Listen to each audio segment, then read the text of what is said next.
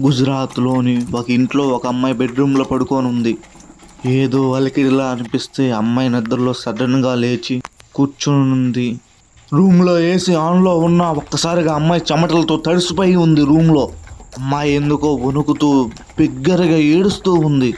అప్పుడే తన రూమ్లో ఎవరో ఉన్నట్టు అనిపించి భయంగా చూస్తూ వెతుకుతూ ఉండిద్ది, ఎవరు ఎవరు ఎవరు అని. తనకి దగ్గరలోనే ఏదో ఉన్నట్టు అనిపిస్తూ ఉండిద్ది. తన దగ్గర నుంచి శబ్దం శబ్దం శబ్దం గజ్జల సౌండ్తో వస్తూ ఉండిద్ది. తను భయపడుతూ ఉండిద్ది, సౌండ్ వస్తూ ఉండిద్ది, తను భయపడుతూ ఉండిద్ది. ఆ చీకట్లో, ఆ వెలుతురులో ఆ అమ్మాయికి ఏం చేయాలో తెలియక కంగారులో ఫోన్ విసుగుతూ ఉండిద్ది. ఆ అమ్మాయి రూమ్లో నుంచి భయంతో పరిగెడుతూ ఉండిద్ది. కానీ ఒక్కసారిగా అమ్మాయి మెడలో ఒక ఉరితాడు వైరు బిగించి లాగుతూ ఉండిద్ది ఆ దయ్యం. ఆ ఉరితాడు అమ్మాయికి అదే చివరి రోజు అయ్యిద్ది. ఆ మెడతోనే ఆమె ఉరి తీసుకున్నది.